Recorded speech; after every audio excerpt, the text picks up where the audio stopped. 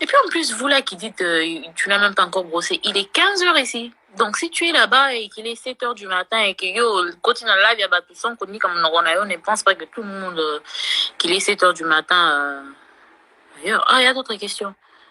Installé à Kinshasa, ta préparation a duré combien de temps?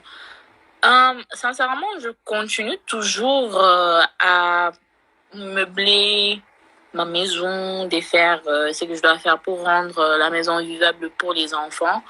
Donc, je n'ai pas encore fini. Et j'ai déjà fait 2 mois ici. Donc, imaginez. Et j'ai pris pas mal de temps quand j'étais aux États-Unis aussi pour me préparer. C'est une décision que j'avais prise en fin 2019. Pour ceux qui me suivent sur Twitter, vous savez que déjà, c'est depuis 2019 que je voulais plus vivre aux États-Unis. Les États-Unis ont des réalités incroyables. Et je n'aimais pas aussi la distance que les enfants avaient avec leur papa. Je préfère qu'on soit tous dans le même pays pour que les dates des visitations et tout soient respectées, que les enfants aient l'occasion de grandir avec tous les deux parents, parce que c'est très important, très, très, très, très, très important. Mais avec le Covid qui a commencé en 2020 et qui a touché énormément aussi à mon budget, tindiki en haut jusqu'à ce que Dieu a permis que je puisse descendre au Congo en, je dirais, fin 2021. Donc, mieux vaut tard que jamais. On est mieux chez soi au Congo. Donc, je dirais que c'est depuis 2019 que je prépare mon arrivée à Kinshasa. Kinshasa, c'est pas un endroit où tu peux juste descendre et penser que tout va couler comme de l'eau. Non, il faut quand même prendre du temps de se préparer, savoir, surtout si tu as des enfants, là où les enfants vont étudier, si tu pourras trouver du boulot, parce qu'il faut avoir de l'argent à Kinshasa. Il faut avoir une façon de faire tourner l'argent. Sinon, ça, la Kindumba. Et je ne suggère vraiment, vraiment, vraiment pas les Kindumba ici à Kinshasa parce que c'est pas bien. C'est trop sale. Bandumba, je ne vous envoie pas des pics. Je ne suggère pas de venir à Kinshasa sans avoir de l'argent parce que ça va. Et quand la direction, il y a bien mis parce que tu vas te retrouver dans une position où tu auras besoin de l'argent. Et ici, si tu n'as pas le boulot, et surtout si tu es une femme, ça va te mettre dans des situations et dans des endroits pas trop bien. Ouais, rentrer au Congo, c'est pas simple. Ouais, c'est vraiment pas simple. Mais avec la préparation et aussi avec le soutien de ma famille, ma maman d'ailleurs, elle est au Congo maintenant. C'est d'ailleurs elle que je suis en train d'attendre pour qu'on aille manger. Depuis que je l'attendais, donc c'est depuis le matin que je n'ai pas mangé. Et il est 15h27 ici, Nananzala. J'ai comme l'impression que je veux juste commander quelque chose à manger parce qu'elle traîne. Et ouais, donc ma maman, elle a une compagnie ici. Et là, c'est que les gens appellent les bilokos. Donc, 3 ou 4 fois l'année, elle vient, elle vend ses affaires. Elle a aussi son conteneur où elle fait venir les histoires et elle profite aussi de son conteneur pour amener ses bilokos pour vendre. Elle gagne pas mal son argent ici. Et mes parents viennent souvent au Congo. Mes frères et sœurs aussi voyagent aussi beaucoup. J'étais d'ailleurs ici avec ma sœur Rachel au mois de septembre. J'ai une grande famille aussi ici au Congo. Donc, ouais. Je trouve d'ailleurs que j'ai plus de soutien au Congo en termes de famille qu'aux États-Unis, juste parce que toute ma famille aux États-Unis a la possibilité de venir au Congo à n'importe quel moment. Donc, ça facilite un peu la tâche. Mais ce n'est pas tout le monde qui est au Congo qui a cette facilité-là de rentrer aux États-Unis facilement. Vous voyez, les visas, c'est compliqué et tout. Donc, ouais, et j'aime le Congo. Shadai, quand il était au Congo, il grandissait bien. Les écoles ici sont trop bien.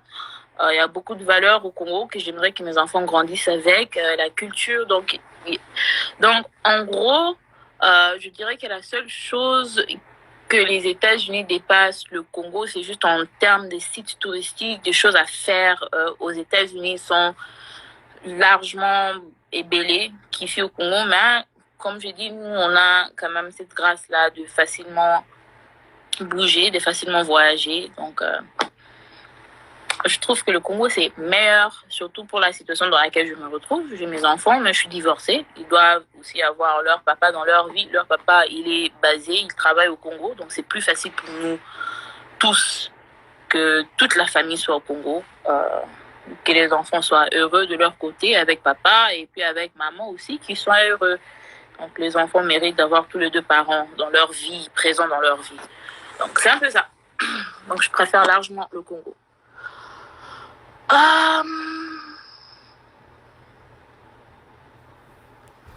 En tant qu'ex-femme battue, est-ce que tu penses envisager mettre en place une association en place pour militer contre les violences faites aux femmes, surtout là-bas en RDC, c'est fréquent?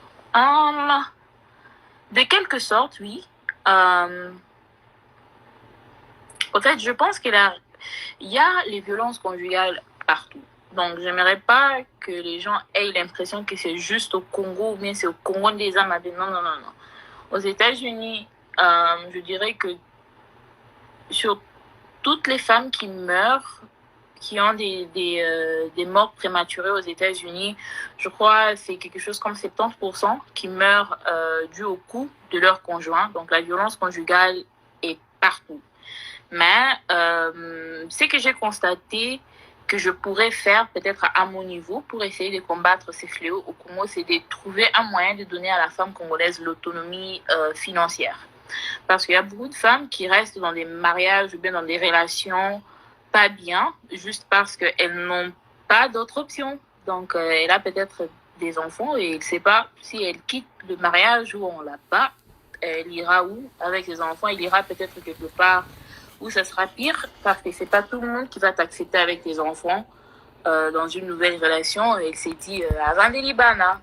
Et on ne sait pas juger des femmes comme ça parce que tu ne seras pas là à nourrir ses enfants, tu ne seras pas là à payer les Minerva de ses enfants. Alors, je pense que c'est que moi, je suis en train de vouloir faire à mon niveau et avec les associations avec qui je travaille, ici au Congo, même aux États-Unis, des partenaires que j'ai et qu'on ramène ici au Congo, c'est de trouver un moyen de donner à la femme congolaise l'autonomie financière. Quelqu'un qui peut se prendre en charge et qui peut prendre aussi ses enfants en charge sans dépendre de quelqu'un aura beaucoup plus le courage de peut-être quitter une situation pas bien. Donc, c'est tout ce que je dirais par rapport à ça. Tu connais la fourchette des prix pour les maisons au Congo? Ça, c'est vraiment une question un peu vague parce que... Donc, il y a des maisons de tout prix ici au Congo. Donc, après, ça dépend. Tu veux acheter un terrain, tu veux louer toute une maison, tu veux louer un flat hôtel. Ça dépend aussi du quartier. Donc, par exemple, à GB, déjà avec un bon $600, $700 le mois, tu peux te trouver un endroit bien. Peut-être pas luxe, mais bien.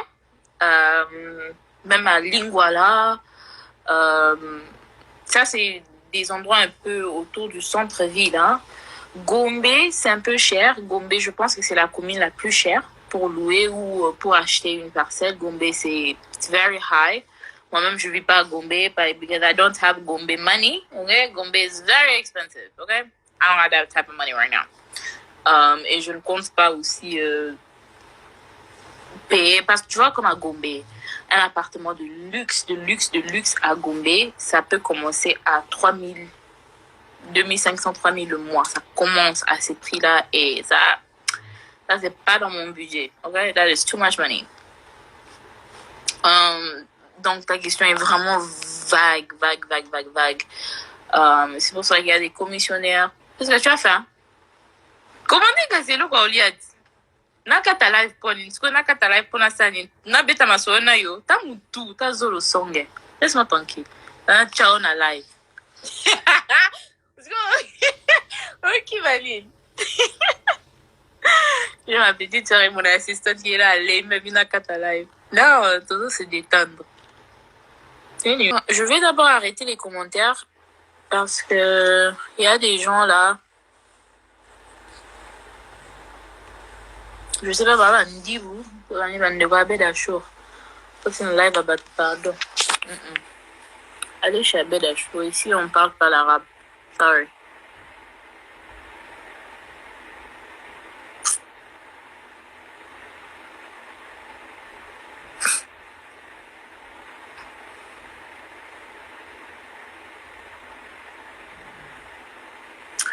Est-ce que c'est difficile de monter un business de cosmétiques à Kinshasa ou ailleurs en province? Non. Je dirais pas que c'est difficile. Si tu prends le temps de te préparer, tu viens avec des produits bien, tu fais un bon marketing et tu valorises vraiment le public que tu veux achète tes produits, c'est pas difficile, non. Le quinoa n'est pas compliqué. Mais ma bio va bien, t'es quand on a pris à bien, ça va tout valeur, ça va tout respect et la clientèle, non. C'est très simple, c'est le business, faut être play. Et il faut, si tu viens avec des produits bien, tu es play et tu fais un bon marketing, tu vas bien vendre. Et déjà, si tu cales Kinshasa, les provinces, c'est quand même facile. Parce que Kinshasa, c'est un peu le moteur de tout Congo, je dirais. Si tu te confirmes avec le quinoa, c'est quand même facile de te confirmer dans des provinces. Donc, c'est un peu ça. Bon, ça, c'est selon moi. C'est pas la doctrine, c'est pas peut-être l'expérience de tout le monde, mais selon ce que moi je pense, je trouve que c'est pas mal.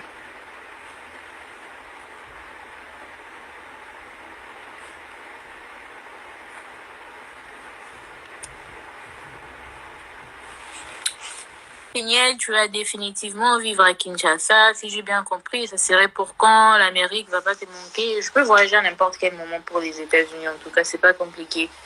Donc, si ça me manque, je devais juste monter dans l'avion. Mais moi, personnellement, j'aime pas les États-Unis. I don't like it. Yeah. Il y a rien à aimer aux États-Unis. There's nothing to like. Peut-être un McDo, mais je peux trouver McDo à Paris. Je peux trouver McDo en Afrique du Sud. Donc, j'aime pas la manière dont les États-Unis, les Américains font les choses. Déjà, en termes social, c'est nul. Les soins médicaux, c'est beaucoup trop élevé. L'éducation des enfants, si tu veux que ton enfant étudie dans une école privée bien, même la crèche là-bas, c'est n'importe quoi. N'importe quoi. Je dépense trop aux États-Unis. Si je vois bien, je peux offrir à mes enfants même mode de vie au bazar aux États-Unis est largement moins coûteux au Congo qu'aux États-Unis. Et les États-Unis ne va pas me manquer. Et si ça me manque, je peux visiter à n'importe quel moment. Et comme je dis tout à l'heure, mes parents et mes frères et sœurs viennent fréquemment aussi aux États-Unis. Et même quand je suis à Dallas, c'est pas comme si je vois ma famille tout le temps. Moi, je vis chez moi. Qui est dans une autre ville complètement que mes parents. Moi, je vis comme à ULS. Mes parents, ils vivent à Keller, Fort Worth. Donc, on se voit pas tout le temps. D'ailleurs, au Congo, je passe plus du temps avec mes parents qu'aux États-Unis parce que là-bas, c'est le boulot, l'école.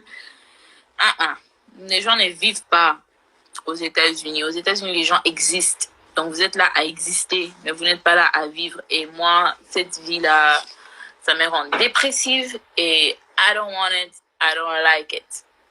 So, et j'ai beaucoup plus d'opportunités ici au Congo pour même me faire de l'argent qu'aux États-Unis. Aux États-Unis, je suis personne. Mais au Congo, quand même, j'ai un nom qui m'ouvre pas mal de portes et j'aimerais profiter de ça. On est mieux chez soi et non, les États-Unis ne vont pas me manquer. Bana Biden, Bana Trump, Nzamba Pambola Binokuna, mais encore moins la Fatibé. Fatibé. Fatibé. Non, je blague. Mais non, les États-Unis ne vont pas me manquer. Pas du tout. I don't like it.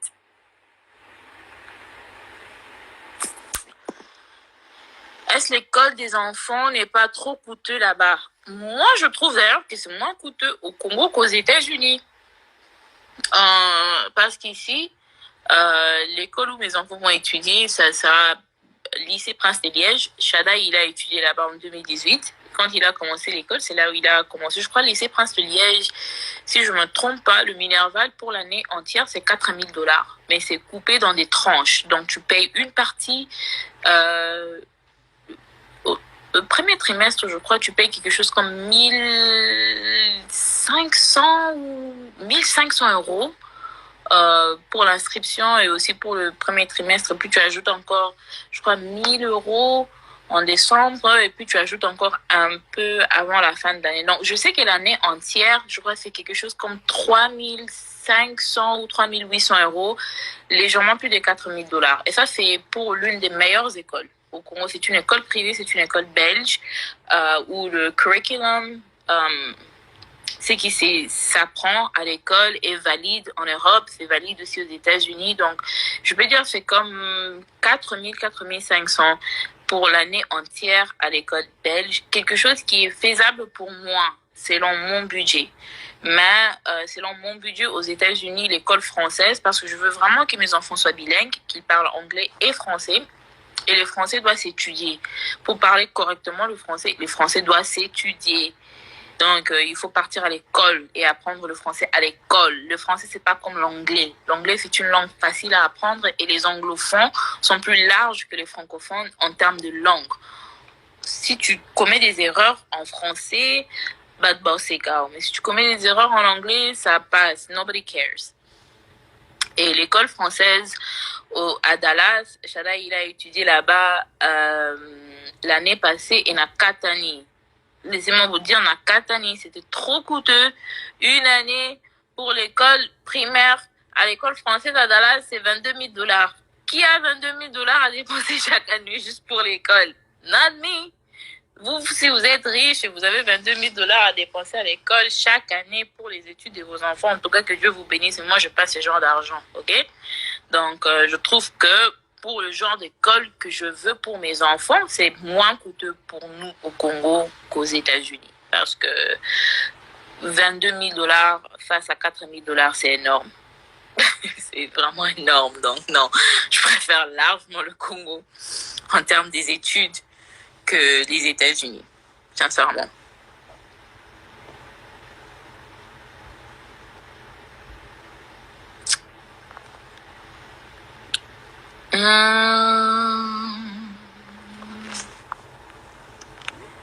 Yeah.